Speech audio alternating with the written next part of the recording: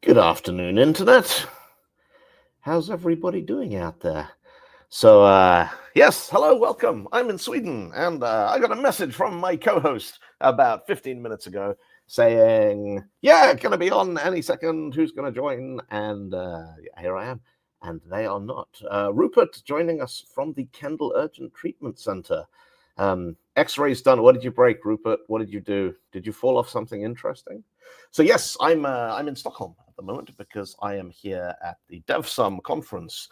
Although this evening, so yesterday was DevSum workshopping, and yes.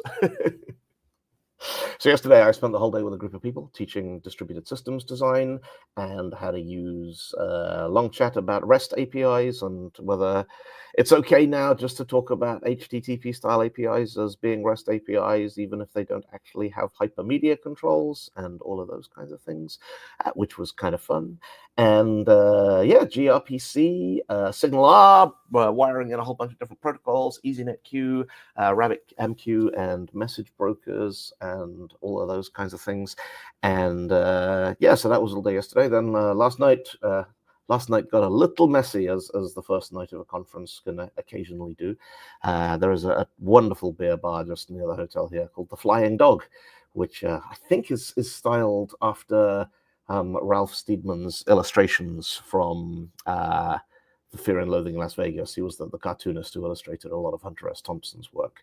And yeah, so we ended up in there after the hotel bar closed, and it went on a little late. So today has been very much about rest and relaxation and taking things easy. And yes, then tomorrow off to the DevSum conference, which is, so DevSum is this time of year, it's always around sort of May, June time in Stockholm.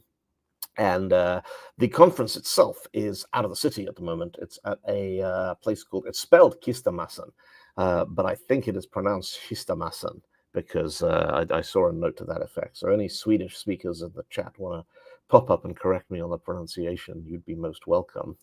And yes, so hello, Eli. Hello. Welcome. So yes, I was taking a nap because I also went to the beer bar last night. Yes. So I was napping. I was having a little restorative nap, and then thought, no, I should get up on the show. Surly says, have you given up streaming on your stream now? No. What happened today is Rendell set the stream up and then failed to materialize because they're in a meeting.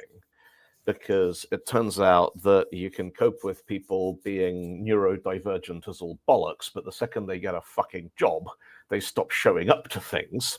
So yeah, so whoever set the stream up didn't tick the box, because StreamYard will stream to multiple sources and things, and I can probably switch on my no, I can't add another stream to it once it's already in process.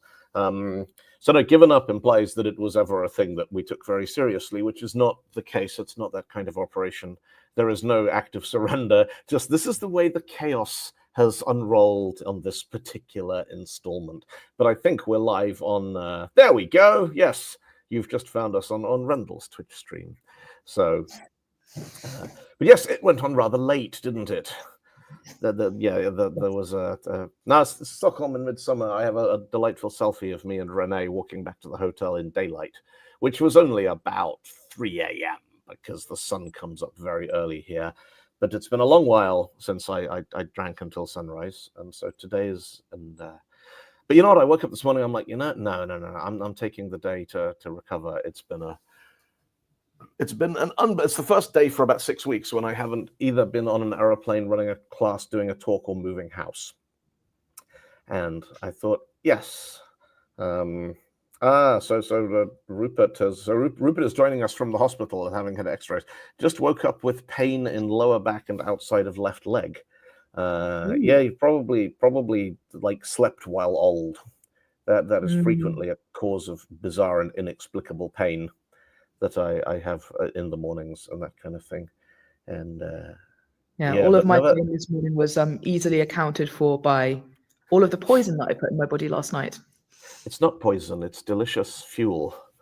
The body can burn that alcohol to make energy and do things. So yeah, I'm not giving a talk tomorrow, so I have no response. Well, no, in theory, I'm working my day job tomorrow, but that doesn't bode well for the idea of me getting to bed early tonight either. I'm going to be very well behaved. I will probably wander over and join the party for a few hours this evening. But yes, my presentation is tomorrow, and because of the logistics of this, there's this thing about the way conferences end up sort of being physically set up, because this one it's a train ride or 20 minutes in a fast Uber or 50 minutes in a trafficy Uber to get to the conference venue, which means you kind of like, once you go there for the day. Apparently I'm a Futurama robot. Okay, I guess. Oh, look, Randall has arrived. Hello. Myself in the middle. Hello, everybody. How was your meeting? It was better. Whatever microphone you're on, it's terrible. I'm on AirPods. Yeah, yes, it sounds like you're screaming from a hole that you've dug inside the back of your own skull. All right, let's try something else. Settings. That's better. Whatever you just did there, that's nice. Okay, I haven't done anything. MacBook phone. Okay, how about that? Is that better? That's lovely, yes. Okay, let's use that. Yes. And I'll just leave the audio on the AirPods and then. Yes. I'm just on my phone. Do you ever get the stalker warning for AirPods? When a bunch of us went out to dinner the other night, and clearly one of the people who was walking to the restaurant with us had their AirPods in their pocket, because I got a notification pop up on my phone saying, "This device is traveling with you. The owner can see your location," which is some sort of anti-stalking measure, because in theory, like if you put your AirPods in the president of Vietnam, for example, who is staying in the same hotel as us right now, as well as Iron Maiden. I thought it was Taiwan. You're staying in a hotel with the president of Vietnam and Bruce Dickinson. Well, last night somebody said that it was the defense minister of Taiwan, but the consensus today appears to be that it is in fact the president of Vietnam. Or it could be both of them, you know. Right, no, but maybe it's the same person. They're moonlighting. It's a job share. Yeah. Like, I mean, I can't imagine that being the defense minister of Taiwan is a part-time job, but you know. No. I mean, it's. Yeah, do they have any defense? Well, they must have something. I'm going to tap the sign. No politics in the chat. Yes, anyway, so yes. And Iron Maiden are in Stockholm as well, because they're playing at one of the arenas here tonight and tomorrow night, and apparently also in the same hotel. But I haven't seen them yet. But there were a lot of people with Iron Maiden shirts on the flight. Yeah. Never despair. Yeah. But I'm seeing Iron Maiden in London in 2 weeks' time. I have tickets to see them on the 20-something of June. And I know, it'll be tremendous. They have a giant robot on stage what shoots laser guns at Bruce. Yes, they do. And yeah. I'm seeing Green Day tomorrow. Oh, you're going to download, aren't you?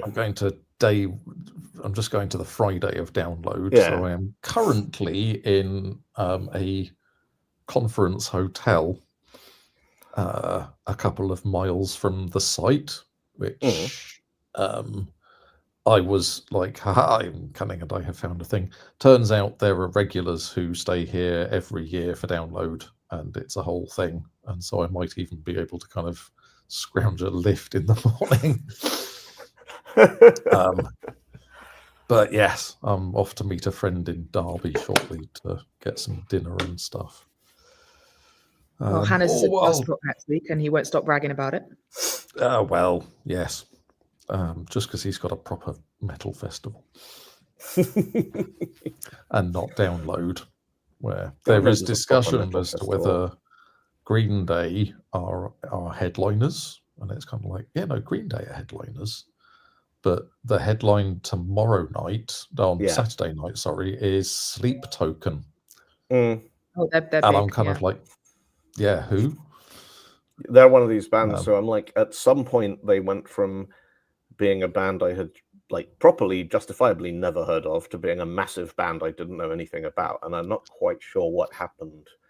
Yeah. So Well, people started listening. actually, I know exactly what happened. They stopped broadcasting the Friday Rock Show on BBC Radio 1 because once upon a time that was the single conduit by which new music entered the United Kingdom. Well, And yes. everybody listened to that every week, and if you were on that, then you had arrived as a band. Yes. And I have somewhere an audio cassette with, they used to do a thing called the Rock War, which was when unsigned bands would send in a track and they'd play it on the radio and they'd go through, and then the winner at the end of the month would get to go into the studio with Tony Wilson, who was Tommy Vance's producer, and record a demo. And the band who won it one year were a band called TerraVision, who went on to be like quite a big proper band. I remember them. And yeah. And there was another band who I remember from their sessions on the Rock War, was a band out of Dorset called Galahad, who kind of, they never got big, but they've just kept going. And they've put out like 25 albums and done like little tours. And we're talking like when they do a tour, they play venues like, the Brook in Southampton, like maybe 200 capacity clubs and things. And they're on my long bucket list of bands that I really wish I had seen and have never quite got around to seeing. So I shall make a note of that. You've just reminded me about that. Yeah. So, no, I discovered a band yesterday who only have 2 singles so far, so that's how new they are. Part of the Theory, and they just dropped their second single, Famished Mammon, and it's different. No. I mean, it's different in a really good way, though. It's like the genres of music that they've mixed in there. Yeah, I don't know. It's kind of it's metalish / hard rockish / kind of world music vibe to it, but definitely recommend having a listen. Part of the Theory. So a lemma Yes. then. Yeah. Yes. Yeah. don't optimize band names. But since you said lemma, so this thing floated across my radar this week. There is a piece of mathematics called the ABC conjecture, which apparently is true, but only in Japan. And I thought Eli is probably going to know what that's about. I read the Wikipedia page, and I think I can explain the conjecture basically, which is if you have 3 numbers that don't have any factors in common, so like only one of them can divide by 3, and 2 of them sum to the other one. I'm trying to think of an example off the top of my head. Yeah, so 8, 3, 15, 5, and 8. 8, 15, and 23 or something. Yeah, exactly. Okay, yeah. Then if you take all of the factors of all of them and multiply them together, that number will usually be smaller than C, I think. Okay. Or there's only finitely many such that the number is bigger than C, or something like that. So you got 8, 15, and 23. So 8 plus 15 equals 23. Yeah, I think it's like the prime factors numbers. of those. Yeah. So 8 factorizes to 2. It's only got 1 factor, and 15 is 3 and 5, and 23 is prime. So if you multiply 2 by 3, I might have that the wrong way around, because there are infinitely many primes, and you can pretty much always decompose them into 2 things that don't share any factors. Yes. So maybe I have that the wrong way around. Don't know. But I was reading this thing and thinking, because it's the usual like, oh, if we could prove this, it would unlock all sorts of, and I'm like, would it really? I don't understand. And the researcher the person who discovered it was like a 500-page proof that was published in the 1990s or something. And the person who claimed to have proved it is a Japanese mathematician who refuses to travel internationally or present at any international events or accept any criticism of the work from outside their own institute or something weird along these lines. To the extent that New Scientist ran a thing on it this week with the headline, "The mathematical conjecture that's only true in Japan." Okay, that's where that idea comes from. Yeah. I mean, I think the reason that it was a 500-page proof is that he developed an entirely new branch of mathematics called RUTT. I can't remember what it stands for. Yeah. In service of proving this conjecture. And nobody understands the new branch of mathematics that he's developed. And there have been several, or at least some holes, like logical gaps in his proof that have been found. But because nobody understands the branch of mathematics, there's a rebuttal, which is just, well, you're holding it wrong, you know? Yeah. Yes. Because in theory, any of us could create a new branch of mathematics that nobody understands. Yeah. What's the thing where somebody just they're trying to solve a problem, and so they talk about reframing the problem by translating it to a different. I think it's from Dirk Gently. It's in Dirk Gently. Translate it to. He scribbles gibberish all over a piece of paper, and it says, "There we go. I've reduced a completely intractable mystery into a simple problem of translation. All I need to do is work out in what language this piece of paper now has the answer to the problem." And you're like, it's like the theoretical book that contains every single possible conceivable sequence of words in it, and one of the pages contains some section of it necessarily contains the proof that proves this conjecture, if such a proof exists. And finding it is left as an exercise to the reader. Because clearly the book can have no index, because what would be the point? Once computing power becomes sufficient, I want to generate all possible 1 kilobyte combinations. So whatever that is, 8,192-bit values. Because in there would be every program that could possibly run on an unmodified Sinclair ZX81. And then you want to run all of them and see what they do. Yes, some of them might be good. Yeah, and some of them might be almost good. Yes. So, what will you do if you're going through these countless billions of? How many would that be? 2 to the 8,192, which is really quite a lot. Really, that's a lot. So you'd need a very smart AI that could go through and play them all and tell you which ones were the good games. Yes, but if you did some kind of quantum thing where you sort of put the quantum algorithm to work out whether it's even a valid ZX81 sort of memory configuration. Somewhere in there would be where people applied some kind of quantum computing to generating Mario levels, like Mario 64 levels. Yeah.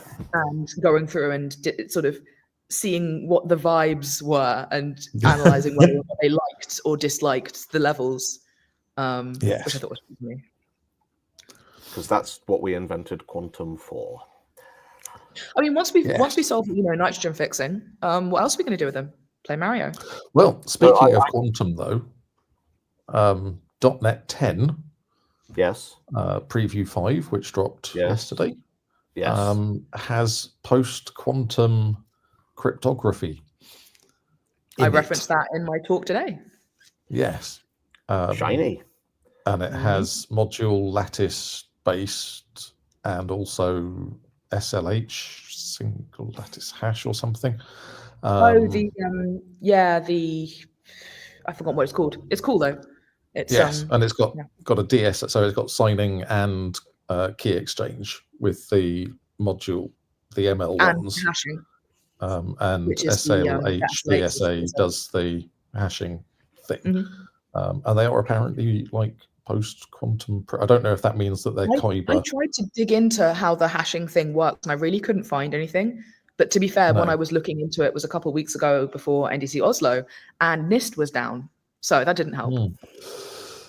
Yes. So my great fear with quantum computing is that the sort of, the general layperson's explanation is, oh, well, it runs your computation in every conceivable parallel universe and then automatically beams you into the timeline where the answer you've got is the right one. I'm not okay so far. Just the layperson's explanation. I think that might currently be also the expert's explanation. But in theory, this means that timeline. It's that's the only internally consistent one, so all the others just collapse. Yeah. But what if they don't collapse? What if they get really pissed off that we're stealing all the correct answers and from their universes, and they turn up here with big sticks, going, "Give our mathematics back, you quantum bastards." If their universe is built upon a contradiction, anymore. Then it can't. It's sort of So if we used a quantum computer to generate the 2 to the 8,192 possible ZX Spectrum games, and then discarded all the ones that aren't playable, we'd have destroyed billions of universes. Yes, just to try and find a better version of Jet Set Willy. We didn't deserve it anyway. So. It would be like the most trivial use of the Thanos approach. It's sort of like the anthropic principle, right? I'm it's like snap my fingers. Obviously the Earth is perfect for developing human life because if it weren't, we wouldn't be there. It's that kind of thing. There's one of Stephen Baxter's books starts with him. He does this thing. There's a box of marbles. And he's like, the protagonist is like, so there's an undefined number of marbles in this box, but only one of them is black, and that marble represents you. And they start taking marbles out of the box, and the third marble that comes out is black. And he says, so based on the fact that you pulled the black marble out third, how many marbles do you think are in the box? And he's like, well, can't be that many really, because if there was 100, I wouldn't have pulled the black one out. And then he does this thing where he's like, yes, and that proves that the fact that we're alive right now means civilization is about to end. And you're like, does it? I'm not sure I follow the logic of that. No, because it's the whole anthropic principle thing. It's like it you can make some sort of educated guess about it. I think it's that there's that thing about the algorithm for choosing the perfect secretary or wife or whatever, where if you know how many candidates you have, you should see the first 37% of them and don't take any, and then you either take the next person that's better than all the ones you've previously seen in that 37%, or you get to the end and you take the last person no matter how bad they are. And it's to do with E. That's 1 over E. Yeah. You see that fraction of them as calibration. There's a variant on that. Third one, maybe you could make some kind of educated guess in a similar way, but that's at best a very loose guess. There's a variant on that which I quite like, which is I've seen it referred to as the Prince's Bride thing, which is when you don't know how many there are, and the original scenario is that the prince has to choose a bride and can see every eligible woman in the kingdom once, but once he's rejected one, he can't then go back and change his mind, and he doesn't know how many women there are in the kingdom. And if he does not choose a bride, then he relinquishes the throne and blah, blah, blah, blah. He fails, yeah. And the optimum strategy is to marry the first woman he likes better than the first woman he sees, because it assumes that there is more than one. And that the first one is likely. So the only way that fails is if by coincidence, the first woman that he sees is the most beautiful, attractive, eligible, or if there's only one, or if there's only one. And this is exactly how you rent flats in London, because it is exactly that scenario. You don't know how many there are. You can't normally change your mind, because if you don't go for it, somebody else will. And at some point, you're going to run out, and you don't know how long you can keep looking for. And so you go and look at one, and then you go for the first one that's better than the first one you looked at. And yes, I quite like that, like little algorithmic solutions for solving everyday dilemmas. So yes, that's this is why I'm looking at renting a flat in Sheffield. Woohoo! Sheffield, the land of burritos. I just I've been putting my budget for a flat into Rightmove and Zoopla for kind of Surrey and West Sussex and basically places this side, that side of the line, and it's all sort of, you can have a 1-bedroom flat where the kitchen is also the living room. We've just put an armchair in there, sort of things. And then you go and put a sort of similar amount of money in Sheffield, and it goes, you can have a 3-bedroom house with quite a large garden and a cellar. Yeah. One of them had a cellar. Mind you, the cellar might not be usable depending on where it is. Most of the cellars that we've looked at that haven't been like properly renovated and therefore, bump the price, are dank middens. We went to look at a house, and the basement was like the Somme. It was like, you want wellies going there. But you can still use it to store waterproof anything you stuff. don't mind being in the mud. Yeah. Yeah. Which keeps it out of the rest of the house. So yes, I might. Yeah. Home to quite a lot of spiders, I think, and we're just leaving them. Spiders. I would like it if they contributed to rent, but I'm not going to press the issue. There's too many of them. I saw a kid in Zanzibar once whose business was spiders, because he and his friends had set up a hustle in the street food market down by the harbour, where they'd turn up in the morning and find the biggest spider web they could. And then over the course of the day, they would charge tourists $5 to get a picture with the spider web. But he would also pay his friends like 50 cents to bring the biggest spiders they could find. And so this web had about 20 of the biggest huntsman spiders you've ever seen in your life on it, which for a certain kind of tourist is $5 well spent. Yes. And this kid was making bank, and it was quite amazing. The idea that, like, you'd be on like a first date with somebody, and they go, "Oh, so what do you do?" And you go, "Spiders." I'm the spider guy. Yeah. Yes. But crucially not Spiders George. And you're like, is there prospects for promotion? He's like, I could get into the scorpion business. I don't know about Spiders George. It's a I don't have any money. What I do have is 15 to 20 spiders. Spiders that make a nightmare for people like you. Average human eats 8 spiders per year. Factoid, actually statistical error. Spiders George, an outlier who eats 10,000 spiders every day, is who lives in a anyway. And this single viral text post taught lots of people about the idea of outliers and their impact on statistical sort of analyses. Yes. And if you go to spidersge.org, you can see the original text. Somebody's bought that domain, and it's just, I think, like plain text, not even like HTML formatted, and it is literally just average person eats 3 spiders a year. Factoid, actually just statistical error. Average person eats 0 spiders per year. Spiders George, who lives in cave. Eats over 10,000 each day. Language that cannot really be conveyed verbally. You could read it. Should not have been I saw a great example of a very similar outlier recently, which was the average length of hit singles over the last 60 years. That had a note saying, we have excluded American Pie and Bohemian Rhapsody. Yes. Because they completely mess with the average. Yeah. It probably sticks it up to like 4 minutes or something instead of the number of sales, the number of copies that American Pie sold means that it increases the average length of a pop song that decade relative to the number of sales by something like 35 seconds. That's wild. That's so cool. I would say the lyrics to American Pie on genius.com is my favorite.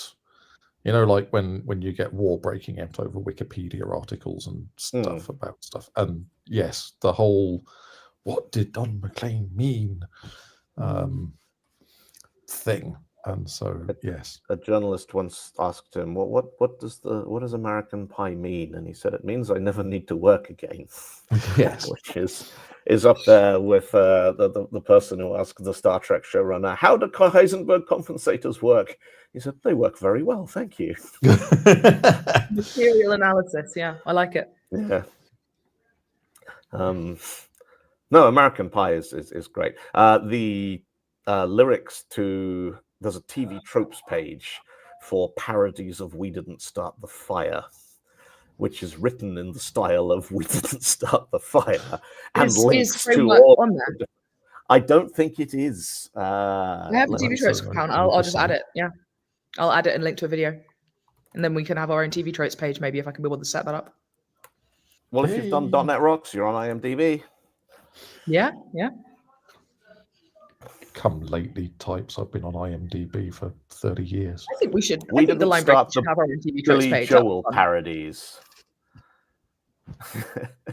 Change the genre if you're clever, grunge or funk or lounge, whatever, country music, reggae vibe, heavy metal, suicide, new wave, hip hop, electronic punk rock, soul and ska and disco too, but Jimmy Hart will also do.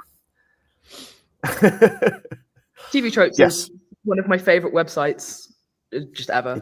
I love it. Yes.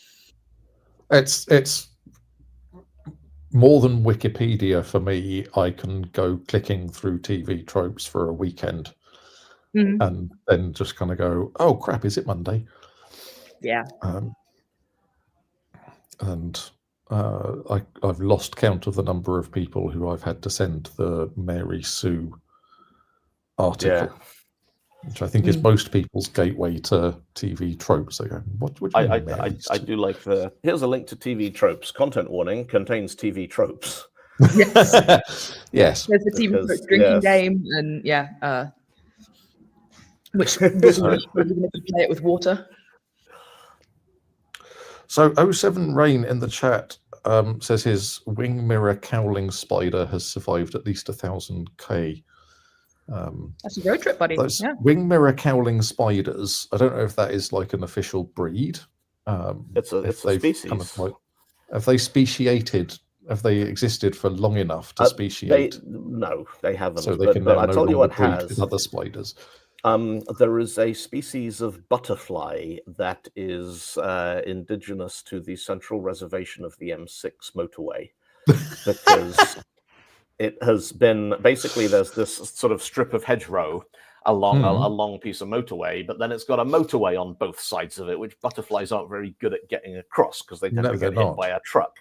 And so this little microcosm has been cut off from the rest of butterfly society for long enough. And they're going to get like really small, because that's what happens on islands, right? They've developed into a separate species. And there's now scientists going, how do we get into the middle of the M6 to study the butterflies? And they're like, you can't. No, you can't do that. So the next time a frothing creationist type goes, well, have we ever seen evolution happening? You can go, yes, go and look in the central reservation of the M6. Yeah. I'm looking forward to that now. Someone needs to come and knock on my door and ask what a wonderful world we live in. I like that it's a very subtle way of suggesting that they should do bodily harm to themselves. Yes, because it could be interpreted in several different ways, right? Yes, yes. It's my new thing. Instead of when they turn up and you nail them to a tree and tell them to come back in 3 days. Or right, where you say, yes, Jehovah's Witnesses, you can come in and you sit them down in your front room and you go, would you like a cup of tea? And you go to the kitchen and you start the kettle boiling and then you nip out the back door and come around the front and knock at the door. No, over the back garden fence and down the street a little way, and then you call the police and tell them your house is being burgled. That's burglarized for Americans. Yes. And that there's a word I don't understand. Did we change it or did they change it? Well, the burgle is the act of burgling. So the burgling is done by the burglar who is perpetrating the act of burglary. But then there's this thing where words get longified because people have forgotten the shortified version that they came from. Like the verb to administrate, which was never a thing because an administrator is somebody who administers. Yes. But then the administrator clearly is the person who does the administrating. And it's only a matter of time before we have like an administrationizer, which is somebody who does the act of administrationizing. Which is, I'm pretty It's convinced. estate agents trying to sound burglary- posh is what it is. Yeah, to back that argument up, that is what Tolkien has in The Hobbit. Is like you burgle something, you don't burglarize it. And if anybody would have known what's correct, it would have been Tolkien. So it Yes. would, yes. So Yes. good. Americans are wrong, and all is right with the world. Yes, I often, occasionally, there's a couple of sort of Jehovah's Witness types who hang around by the train station in Forest Hill, and I occasionally, because a big part of the kind of way that cults work is they deliberately send their recruits out to get rejected by society as bluntly as possible, because it reinforces the you're us and everyone hates us, but we love you. And I wondered, like, how many times would you have to go past them? It's like, hey, how's it going? You want to come and grab a coffee or something? Like, take a break? You've been on your feet all day. To get them to the point where they get up one morning and go, yeah, I'm not going to do the pamphlets today. I'll just meet them for coffee, and we can have cake and talk about science for a bit. To casually deprogram a Jehovah's Witness. Yeah. with coffee and cake. Yeah. No, The it's church I big think they thing, love but, coffee. pretty good if you have the spoons to do it. Yeah. Yeah. Yeah. But right now I'm in Sweden, and I spent a substantial chunk of today asleep because I spent a substantial chunk of last night awake when I should have been asleep. Because I woke up for the Yes. hotel breakfast and then tried to go back to sleep, and I wish I had just slept in. More. yeah, So it was not like, it was fine, but it was not. For some reason, I woke up to a mad sort of a rash of messages from various of you lot who were in Stockholm, and pictures with varying levels of light. yes, None of them were what you would call dark. no. No, it but does yes. not get properly dark here. It gets a little bit sort of dusky around 1 a.m. and then the sun starts coming back up, and you're like, oh, there we go. Yep. Mm. It's tomorrow already. Yes. Yeah. So yes, I decided that today is going to be, you know what, I've earned a day of doing absolutely nothing, and that is what I am going to do. Yeah, I suspect that Monday in Helsingborg might be a getting as much sleep as possible day. Yes.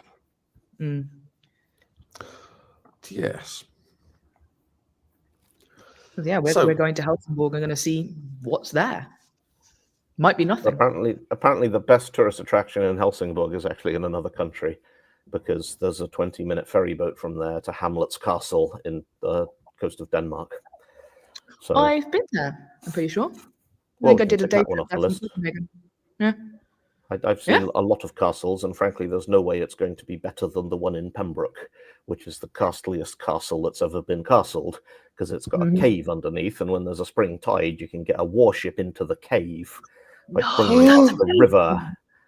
And yeah, so you could get an entire, like, big old wooden warship up the river and into the cave, and then you can repair it and refuel it and whatever you need to do. And then the next time you get a high tide, you just slip it out under cover of darkness and go pillaging again.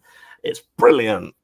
That is brilliant. That's brilliant. Yeah, no, And I it's don't also- think the castle lives up to that, I'll be honest. All it needs is a ghost. It's got a dragon. Probably has ghosts, let's be real. In the sense of historians are like, well, there probably weren't any dragons, but if they were, they definitely lived there. So Yes. yeah. Yeah, that's proper dragonology, that is. Yes. One of the high points of many, many days spent on holiday in Wales, which is a formative experience for a person to go through. Yes. You learn things about rain. I watched a thing about why dragons are a kind of shared memory. Yeah. Of apart from being society, like, because the Chinese have their dragons and the Welsh have their dragon, which St. George killed. Is that the same dragon, or is that a different dragon? I know. Is it? Because we have George and he killed a dragon, and they have David and he killed a leek. But you can't put a leek on a flag on a green background because it won't show up. So they borrowed the dragon. I think that's how it worked. That could easily be true. I remember reading somewhere years and years ago about a place that offered like qualifications in dragonology, and it was some of the most delightful woo you've ever seen. It's like, oh, do you want to specialize in learning about like onyx dragons, and they'll, you know, realign your chakras, and, you know, if you learn about these ones in particular, it'll give you these kind of magic powers. And it was like, you can pay to go and become an accredited dragonologist. I'll see if I can dig out the link at some point, because it was really something. You've got me Googling which dragon did St. George kill now. Because St. George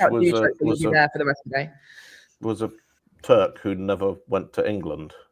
Yeah. Yeah. Yeah.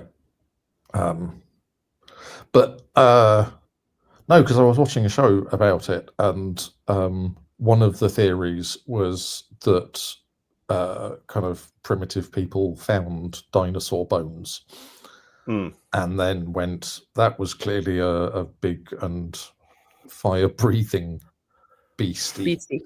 Yeah.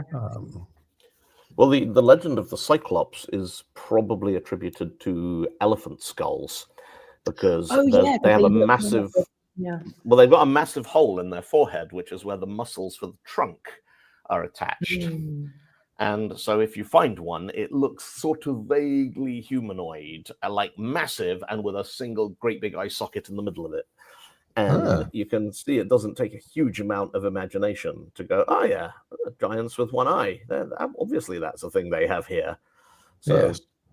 And also, like, you would never look at a skull of an elephant and from that be able to visualize an elephant. Because this is one of the things about, you know, if you reconstructed animals that we're familiar with, like a cow or whatever, in the same way that people have done sort of paleontological reconstructions, and it's like, you know, these animals have so much more fat and just other kind of bulk to them that we don't typically, like, you know, the popular conception dinosaurs doesn't have.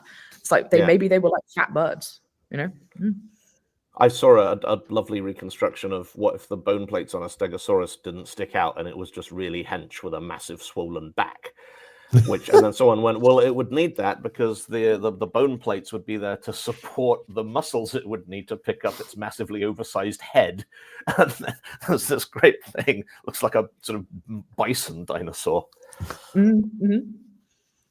And of course, the Stegosaurus has a bit on its tail that is called the Thagomizer, because I have to take. Imagine having a job. Yeah, I do actually having a job. I'm just not working today. Yeah. But yeah, the Thagomizer is a great one, because it was just someone was like, this needs a name. I proposed Thagomizer because it looks like a Thagomizer. It's from The Far Side. There's a cartoon of a bunch of cave people sitting around. Oh, one of them is indicating on the view graph, and this bit here is the Thagomizer, named, of course, after the late Thag Simmons. And and then it turned out that actually that didn't have a name, and someone went, well, they called it a Thagomizer on The Far Side. We could use that. So, yes, the energy levels are high on the podcast today. I think thinking about funny scientific names for things, that reminds me. So there's a guy, and he's on Tumblr, and he's a frog biologist. His name is Mark Schurz, I think, and he's responsible for like finding and discovering loads of new frog species. And there's a group of frogs, like a family, that's called like the Mini something, and their names are like Mini Mum, Mini Skule, Mini Atcher. And that's like the frog's scientific names. And I think it's so funny. And the reason I know he's on Tumblr is because somebody posted that Wikipedia page, like screenshot of it on Tumblr, and went, this is hilarious. Thank you, frog biologist Mark Schurz. And then he replied in the comments being like, you're welcome. There's a that species of internet dinosaur. Thing of you something cool and then the expert turns up. A Masiacosaurus knopfleri, which is named after Mark Knopfler from Dire Straits, whose music apparently inspired and motivated the expedition crew that discovered it. And whose guitar went for silly money last year? All his guitars went for silly money, because Hannes tried to buy some, but he didn't buy some because they weren't silly money. Hello, welcome back. Sorry, I was getting a phone call from California, and my boss is in California at the Augmented Reality World Expo in Long Beach. Yes. And so I thought, probably him. And that was the third time that it had rung. No, it was somebody from a Y Combinator company who wants to help us reduce our cloud spend on AWS and GCP. by making telephone calls. Which actually, you know, that is a thing. And so I said, call back next week. But you know, this is So you can interrupt the podcast. Apparently, when you're a CTO of a startup, other startups phone you because that's not the first. It's a hard life, isn't it? When I was CTO at Skills Matter, I just got endless calls on promo stuff, and also people just like send me stuff.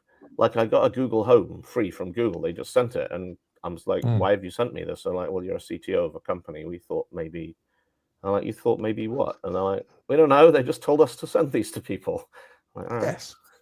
Thank you for sending it. It's in my kitchen now. I use it to listen to music when I'm cooking. So. What sort of reminds me of the thing of like when you if you have a wedding, you should just invite random rich people who will not turn up, but whose secretaries will assume that you have a legitimate connection and will send you a nice wedding gift. The list now I need to get married again. One of the most ridiculous things I've ever seen many years ago, some friends of mine had a wedding list, gift list thing at John Lewis, and the drop down of titles: Mr., Mrs., Miss, Lord, Lady, Viscount, Viscountess, Baroness, Lord Reverend, the Right Reverend, Sir Reverend, Lord General Sir, Lieutenant Commander, Wing Commander, Brigadier. Right, right. Okay, I'm like, I want to. You want to? I was like, I want to break that. I want to go out. I want to become the first person who's ever been a brigadier and a reverend and a bishop at the same time, just so I can go to John Lewis and go, "Excuse me, there's a problem with your internet thingy here." And they still won't have mooks. No. But so I was working on a membership management system. The same place where I had to write the small utility to unfuck the med files. And yes, I spent like 3 sprints of that project working on the address label printing for the Middlesex Cricket Club, the MCC. And the MCC's sort of among its members has the kind of people who are a sort of retired field marshal and a bishop and a member of parliament or something. And so you've got the things that go before the name and the things that go after the name, but there is a correct order. So it's like if you're a I think church goes before military rank. Like you're like reverend, the honourable something, you know. Yes, and then if you're a fellow of a royal society, then those go towards the end of it. But yeah, they got me a copy of Debrett's, which was only available in print, and it was like this whacking great volume. And yeah, it was just encoding all of those rules, and there was no sensible way of doing it. It was really just a lot of if statements. I do quite enjoy doing that kind of thing. One of the most interesting things I ever built was a sound-alike search system, because there's an old algorithm called SoundX, which goes back to the 1960s, which basically it throws away all the vowels and it flattens voiced and unvoiced consonants. So like baby and papa have the same SoundX encoding because it's a per sound. And I wanted to come up with a version of this. This is when I was at Spotlight, and one of the problems we frequently had was people searching, because actors would spell their names in weird ways to get around the equity rules of not having 2 people with the same name. And yeah, so it built this sound-like thing, and you're going through that, and you're like, okay, so how many different possible encodings or how many different possible pronunciations are there? And so I built this thing that analyzed names and turned them into sequences of possible phonemes. And there were 16, I reduced it to 16 different sounds. So once you've eliminated the voiced versus unvoiced, and you flatten the thing down to just one vowel sound, every vowel becomes a schwa. And because there was only 16, it meant that you could then encode most names into a 64-bit number, which represented their pronunciation. And then you could use bit masking to see if the name you searched for sounded like any subset of any of the names in the database, which sounds incredibly scattergun. But if you put in 2 or 3 names, it would very rapidly get it down to, we found 15 people we think that you might be thinking of. And you kind of look at this and go, yeah, I guess those names might be pronounced like the thing that we searched for. That was fun. That had lots of algorithms in it, but it didn't. This is sort of the smaller version of what speech recognition, like OpenAI Whisper, does.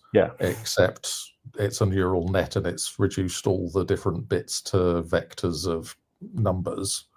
But the way you train them is you go, here's an audio file, and here's a handwritten transcription of what was in the audio file.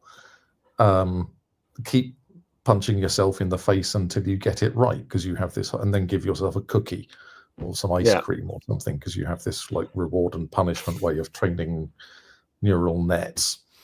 But yes, it is. I'm learning just how my brain hurts from all the learning. So Rupert asks, does it work on Polish?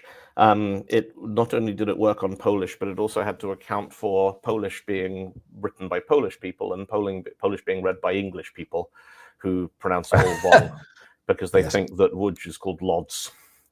So yeah, it was fun. Yeah. That was I went to the Dutch National Theatre on Saturday evening last weekend, and I watched Bertolt Brecht's Mother Courage and Her Children in Dutch with X-ray glasses on, transcribing it in real time and translating it into English. And also then letting you position the subtitles sort of the size that you wanted, and you could set the distance away from you between 2 and 16 meters. And so eventually I figured out the best place for them was, it looked like they were being projected on the back of the stage, on the back of the set, and they're just above the actor's head. Cool. So I wasn't having to change my focal length to read the subtitles. But it was phenomenal. It was apart from the hallucinations about insurance. Apart from the hallucinations about insurance policies. Your auditory hallucinations that your AI has. Well, it was not hallucinating noise. What was happening is, so each actor has their own microphone, and each channel of those is going through the thing separately, so it doesn't get crosstalk and stuff. But the actors' microphones would pick up like the clang of something being dropped on the stage, and then the speech recognition system would go, oh, what was that noise coming from that person's microphone? I can't figure it out, therefore I will fall back to spitting out stuff from, and one assumes that the training data that they used for the Dutch language, I think a lot of it must have come from this call is being recorded for training and monitoring purposes, or something. Because every time it heard something it couldn't understand, it just went, I would like to discuss my policy. So the reason I say auditory hallucinations is not because that the oral, like sound hallucinations, but because audits, insurance audits. Oh yes. Sorry. That would have been very funny. But the other thing that's fun when you're doing, because if you think about the way you transcribe most stuff, it's kind of, you get a chunk of text, a chunk of audio, which is a complete sentence. But when you're doing it in real time for subtitles, you're kind of having to, we actually have another AI that is working out where the breaks are in between words rather than the breaks in between parts of a word or something. And so that's fun. That's doing it without understanding any of it at all, just by looking at the audio waves. And there's one of the characters, the Dutch for peace is Frida, or Freda.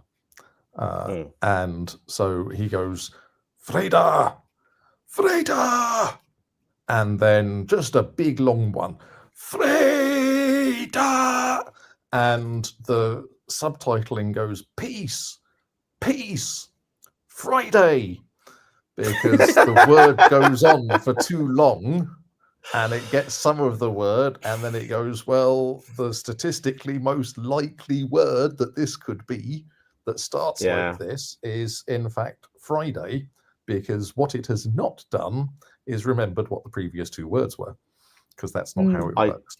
I would very occasionally watch broadcast TV with subtitles years ago. And once in a while, you could tell that the person, like, I think they used like a, sort of stenography type setup for it. And I remember a news broadcast in which they said that the Americans had deployed a AWACS plane to Iraq and then quickly backed it up and replaced it with AWACS because they. And I'm thinking maybe the person doing it didn't know like AWACS is a military acronym for aerial radar surveillance. And a wax plane. Actually, no, that's probably not a thing, is it? I wonder if it could. Oh, crap. Back. Yes. So for PyCon UK, we've used live stenography. You have like sort of live transcription service that's just like some very skilled people type and it shows up. And when I spoke there, I basically gave them the blog posts that my talk was based on, because then they have all of they have a bit of forewarning about the words I'm going to use that are not, very domain specific or something. And it's something that we would like to ask our speakers to do, because for that exact purpose, we're talking about garbage collection and the GIL and whatever. But it's a fun project that's kind of spinning out of it that I get to do, where working with the theatre to record and transcribe a full rehearsal, with the transcription being dumped out in SRT format with timestamps, like the subtitling format, then get somebody to go through that in a text editor and fix it and change like Friday to peace again, and then feed the audio and the SRT file back into Whisper with the fine-tuning tools, and go, right, this is the play, these are the correct words, and see if we can improve the accuracy by doing that. Which, it's not what I thought I'd be doing this year, but it sounds like fun. It's I had so when I first started making little YouTube videos last year, I would tend to script them, but then occasionally I'd wander off script, and like the script would say something like, alphabets as diverse as Hebrew and Korean, and I would say Hebrew and Japanese because I'm rubbish at sticking to the script. And people picked up on it and were like, what's gone wrong with Google's subtitle algorithm? Why did it subtitle Korean as Japanese? And I was like, no, that was a human mistake there.